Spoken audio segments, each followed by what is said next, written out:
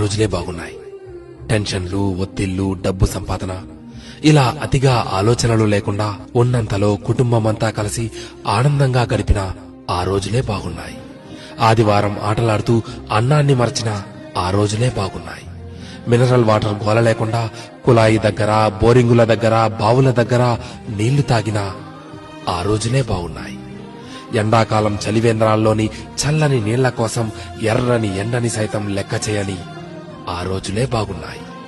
వందల కొద్దీ ఛానళ్లు లేకున్నా ఉన్న ఒక్క దూరదర్శన్లో శుక్రవారం చిత్రలహరి, ఆదివారం సినిమా కోసం వారమంతా ఎదురు చూసిన ఆ రోజులే బాగున్నాయి.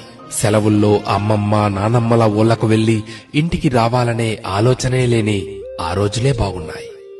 ఏసీ కార్లు లేకున్నా ఎర్ర బస్సుల్లో కిటికీ పక్క సీట్లో నుండి ప్రకృతిని ఆస్వాదించిన ఆ రోజులే బాగున్నాయి. మొబైల్ డేటా గురించి ఆలోచించకుండా బర్త్డే డేట్ గురించి మాత్రమే ఆలోచిస్తూ చాక్లెట్లు పంచిన ఆ రోజులే బాగున్నాయి.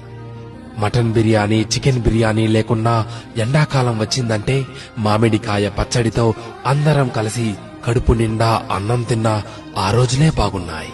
ఇప్పుడు జేబు నిండా కార్డులున్నా, పర్సు నిండా డబ్బులున్నా అమ్మ కొట్టుకు పంపితే మిగిలిన చిల్లరను కాజేసిన ఆ రోజులే బాగున్నాయి.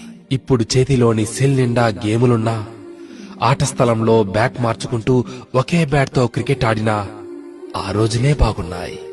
ఇప్పుడు బీరువా నిండా జీన్స్ ప్యాంట్స్, టీషర్ట్లు ఉన్నా 2-3 నిక్కర్లతో, కురచ షర్ట్లతో బడికి వెళ్లిన ఆ రోజులే బాగున్నాయి.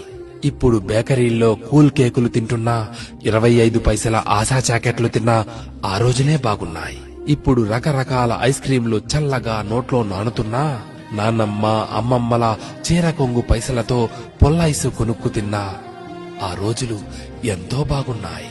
పొద్దుపోయేదాకా పొలంలో పనిచేసుకుని ఎలాంటి చీకో చింత లేకుండా ఇంటికి చేరుకుని చందమామను చూస్తూ నిద్రలోకి జారి కమ్మని కలలు కన్నా ఆ రోజులే బాగున్నాయి. నిజమే, ఆ రోజులే బాగున్నాయి కదూ.